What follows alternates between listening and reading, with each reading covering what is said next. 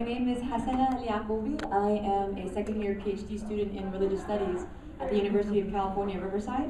I focus on women in Islam, specifically how identity is performed within the American Muslim context, and I look at fashion as a form of mediation in terms of cultivating certain forms of identity.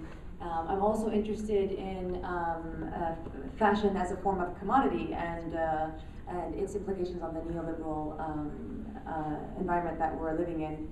One thing that, everything that we spoke about today was so incredible, and I want to thank Asma and everyone and the Muslim Life organization that worked so hard putting this together, and Professor Lewis for being here as well. This is really a privilege. Such enlightening things. I think I wanted to talk about something that wasn't mentioned that I think can help us think about different ideas of what it means to be, number one, agency and empowerment. So for example, despite the fact in the past decade, the strides that Muslim women have made for themselves in terms of really claiming a space within the modest fashion, and also we're seeing now that they've kind of been given more kind of media coverage than ever before. We're kind of shifting from the third world Muslim woman that's in the cloak and in the religious garb to now the fashionable, more modern, hip Muslim woman. And what I think is interesting is that we've been trying so hard to get mainstream markets to recognize us and our religious needs. And now that we've attained it, there's something that's happening that's really creating a sort of paradox within perhaps certain communities, and specifically within the United States. I'm talking about within the Muslim American experience, is that many women have decided to remove the hijab. And you think that this is the fact that they're being recognized by mainstream markets and they feel more validated as a religious minority, that this would be encouraging and that we would be seeing numbers that are really spiking in terms of them wearing it. We're actually seeing quite the opposite, and this is a new phenomenon, and that I'm really looking into in my own research, specifically within the last year. And when you interview these women and you ask them, well, what's prompting you to remove the scarf? A lot of people think that it's a result of the political climate, but in the reality is that a very few percentage of these women are actually mentioning the political climate as the reason why they're taking it off. And so it makes us kind of rethink this idea of agency and empowerment and identity. Why, after we worked so hard to get here, are we now disbanding a practice? And I don't know, I don't have the answers to that. That's something that maybe we can open it up to. I mean, that's something that I'm looking to learn more about in my research. But also something that I'm struggling with, so I'm talking about, like, let's say my dissertation out loud right now, okay? Another thing that I'm struggling with is decolonizing Muslim visibility. And what I mean by that is when it's convenient for the West and Western markets to perhaps capitalize off of this whole modest fashion market, when it's convenient for them, then we are portrayed in a positive light. We are portrayed as the kind of progressive woman that's kind of really cultivated a new sense of identity through fashion. But 10 years ago or a decade ago, this wasn't really the case.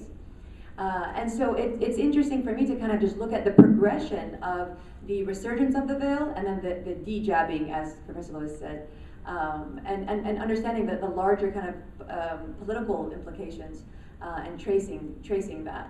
So yeah, that's just something that I just kind of wanted us to think about a little bit, because we haven't thought about that before. Thank you so much for including me in this, and thank you so much for your time. I don't want to take any more time, but yeah, that's it. If you have any other questions for me, please feel free to let me know. Thank you. Asma, do you want to make your pitch?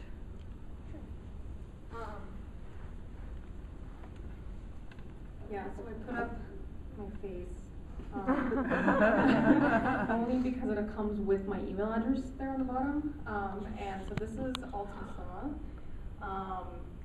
And I just want to encourage everyone here there's a lot of really important topics that we've discussed today, a lot of sort of thought-provoking issues, and we're a forum. We're here to be a place to where you guys can come and share your thoughts and engage in conversation. This conversation will definitely be continuing on altMuslimah and other fora.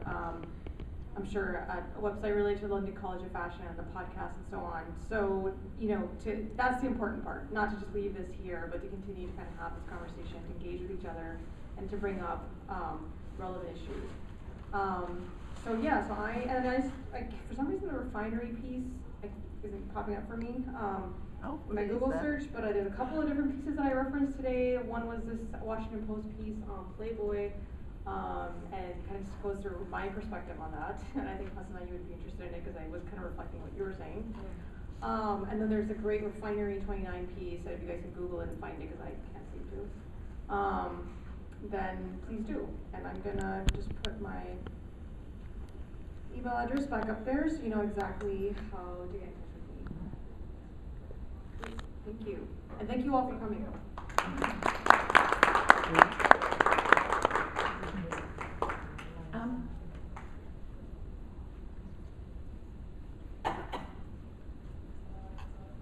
Well, as Asma says, we will have the podcast on the Faith and Fashion website, and I shouldn't really say this on tape, but our website is really woeful.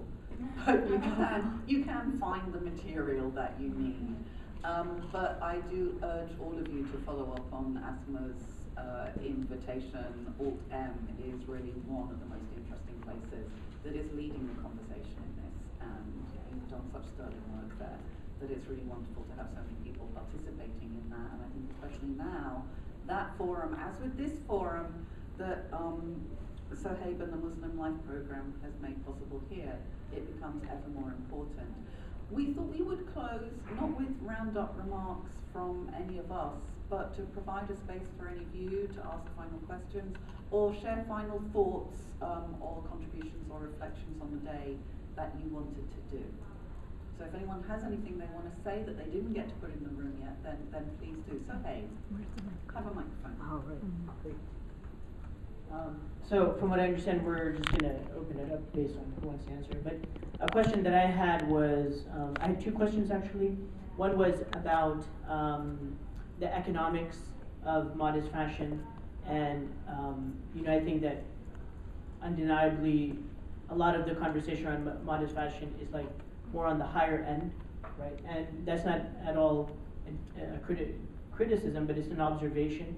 And I do wonder, where is there a possibility of closing that income gap for example, Muslims or other people who want to dress modestly in the inner cities? Or is that a reasonable consideration, or is that just something that's just too difficult to do in the fashion industry? The fashion industry is just not built for that. So that's one question I have. Another question I had, which I asked Whitney earlier, was about how much the fashion industry is interacting with hermeneutics and exegesis in our community. So we heard a lot from Mimi and Maxi the idea of being in conversation at least with rabbis, and oftentimes in the Muslim community, like I think there's a disconnect from what I've seen. Oftentimes there's a huge disconnect between like Muslim scholars and people who consider themselves to be religious scholars and people who are doing grassroots work, whether it's in the fashion industry or the arts or something like that. So just that interaction, that interplay, if anyone has ideas about that. Does anyone want to pick up on that? I guess it relates to us a Hold lot. on. So, to the first question, in terms of, I think was about making things affordable, right? Very, very hard, but something that we really, really try to do. I think making modesty more accessible in general, affordability is a big part of that. So we've actually pushed ourselves even sometimes at a loss to do that, because I also think that that comes down to values also. We could, you could shop, if you're a millionaire, you could easily find, like Mushky was saying, you could find modest clothing, and Mary-Kate and Ashley's line to row is all maximum coverage items, but, if we were millionaires, we'd probably shop there, but what we're trying to do is make it very accessible, so we do what we can. Is it a challenge? Yes, especially made in America, as we know. The second question was about the involvement of, yeah, so I mean, it's a fascinating discussion, because it would make this whole topic so much more interesting if there was more engagement with rabbis. But I would say for us, I don't know how that engagement would happen because it's so much of it is social media, and at least in our community, the rabbis and people who are more like, religious authorities in our community aren't necessarily, they're learning how to engage in social media, but they're just not totally there yet. But we do get a lot of times religious communities, synagogues asking us to come speak.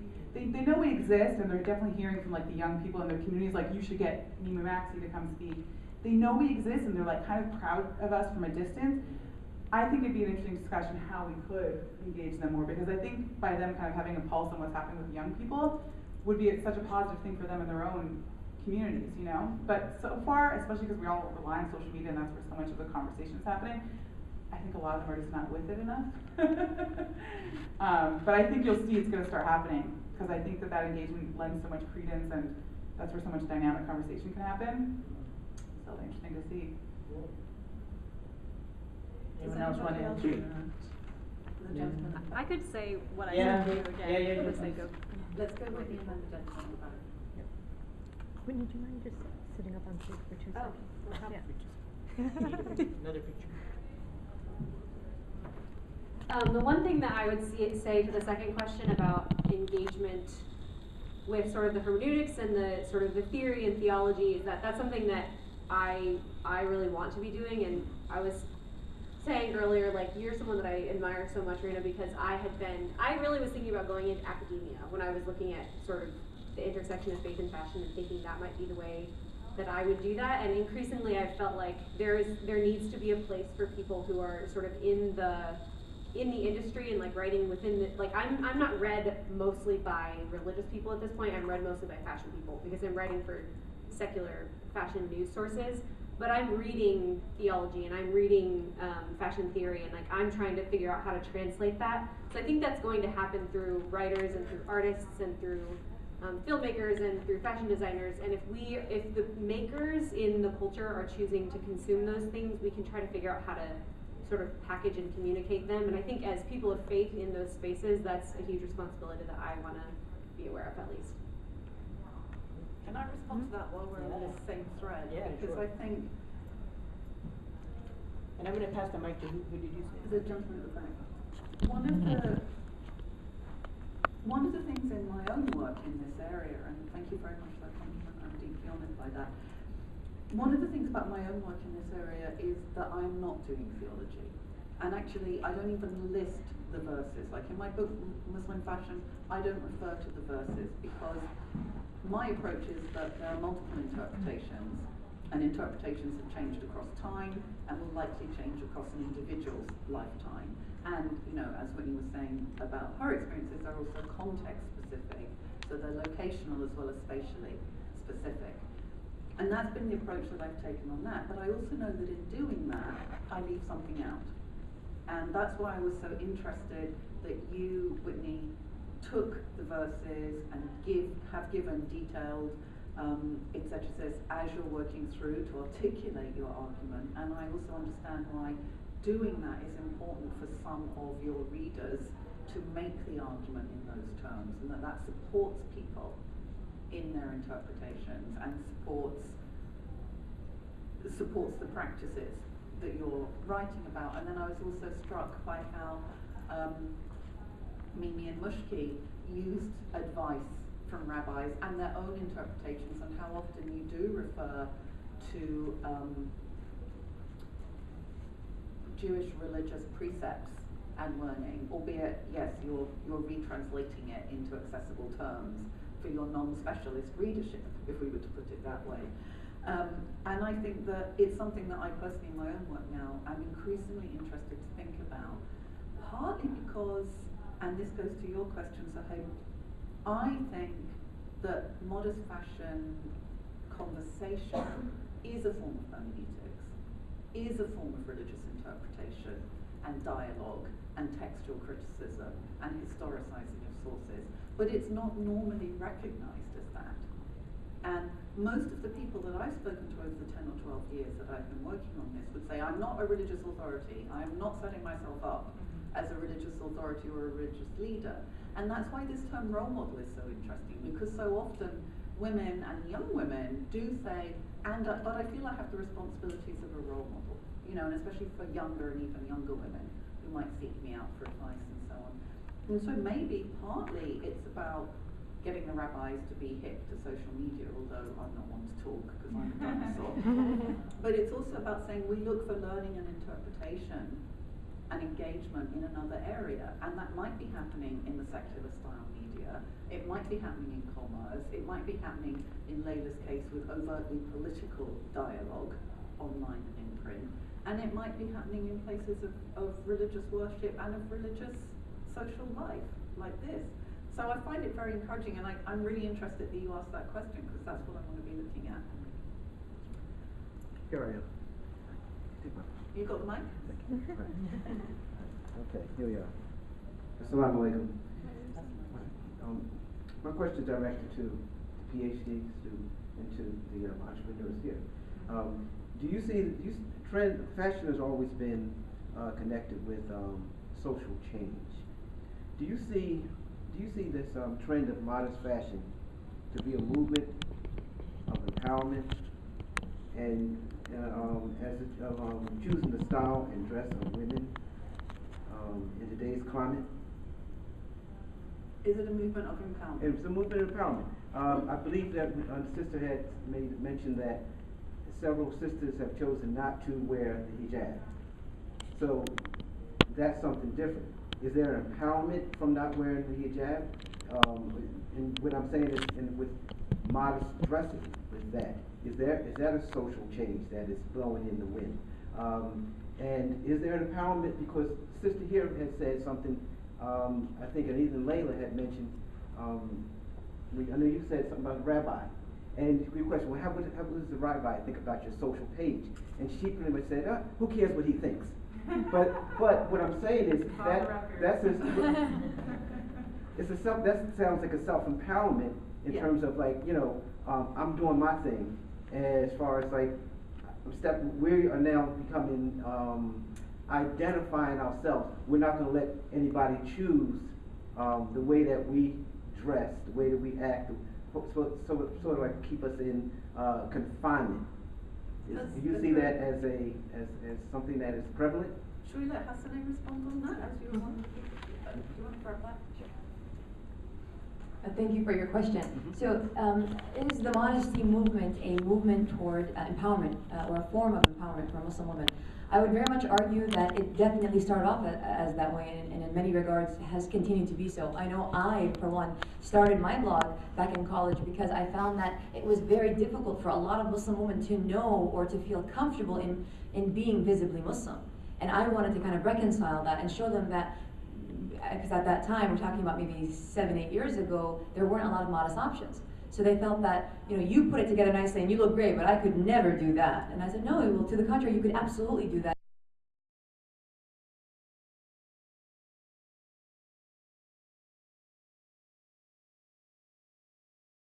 And it became more prevalent. And then it was discovered that the market is a very lucrative yet underserved market. But then when you ask these women, well, you know, why did you start your blog, or why did you start your line, or what have you, a lot of them do say that they're trying to go against this Western imposition or impression of them as that third world woman that I was saying, that so out of date, so frumpy, so, you know, unstylish and dowdy. And when the hijab is painted in that stroke, it's not very attractive for women, specifically the millennials, the youth. They want to be hip, they want to fit in, they don't want to stand out like a sore thumb. So they co-opted, I could say, this fashion as a category to make it, you know, suit their religious needs and create a new narrative for themselves. So absolutely, I would say that it's a form of empowerment for sure. Now, when you ask, and you also spoke about the women who take off the hijab, we're seeing this wave now in the past year of the women taking off the hijab. If you talk to them, we said it's not, a lot of it is not political. Some of it, to some extent, they feel we've made it. We've made it. We've kind of made that social change in some regard. I no longer need to wear the hijab to make my point, because mainstream markets are catering to us and we're good. On the other side, you have Muslim women taking it off because they don't want to deal with the visibility, which I can understand, you know. For me, I love the fact that it makes me visible, because you gave the example before of someone on the metro, she wore it and people said Salam Alaikum. this stereotypical idea that there's one kind of impression of the Muslim woman, or the olive skin tone, the brown eyes, etc. You don't know that I'm Muslim if I'm not wearing a scarf. So the visibility I appreciate and I welcome, but I know that it's very difficult also, and that's one of the reasons why they're also taking it off. So I think that answers your question. Mushky, do you two want to comment on that one a little bit? Thank you. Another Olympic running. That's great. I mean, I think for us, when we think about what we're doing as being empowering, it's against the notion that modesty is intrinsically repressive. So we're showing, that modesty is something that we're choosing, is something that we celebrate, is something that's fun, is a challenge, so to speak, that we embrace. I think that is empowering for a lot of people, because it's taking something that people who don't have to keep modesty and aren't religious and have maybe had very little exposure to modest women who choose to dress modestly. It is very easy to assume that you're doing it because a rabbi told you to, your husband's making you dress this way, and we are very much not really trying to be, but have become kind of the antidote to that, because we're celebrating it. We're celebrating modesty every single day, and if you're celebrating it, that is empowering, because you're taking something that you could look at as a law, as simply a law. It obviously is a law, much like a lot of laws in Judaism that we think are intrinsically beautiful and we love to keep, as unpopular as laws are. So to us, we think that's empowering. It's kind of like the reverse of freedom, where you stop doing and keeping something, which is also empowering and a certain type of freedom. To us, we are very much inspired to show how we feel spiritually empowered and a certain sense of freedom by keeping these laws, if that makes sense. Thank you. Can I have a follow-up question to that? I'm not going to let you, sir. I'm so sorry, but I'm aware that people need to leave, so I'm going to wind up. I want to make a very big thank you to Asha, who's done so much work in the run-up to this and here today.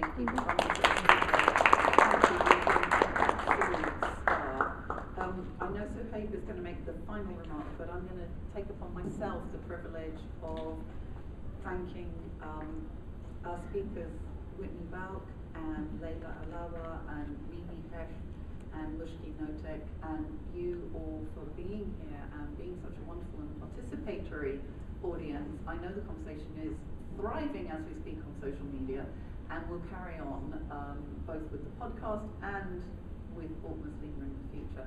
And it's been such a pleasure and a privilege to have this conversation with you. Thank you. I think the microphone's done.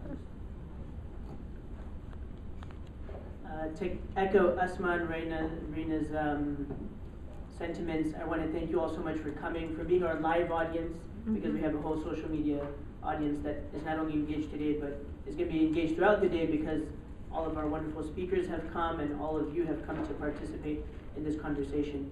The Muslim Life Program is very honored to have all of you. I hope that you continue to keep in touch with the Muslim Life Program. Please join our email list. We have forums like this all the time. We look forward to continuing to partner with altMuslimah, and if an opportunity arises to continue partnering with Faith and Fashion.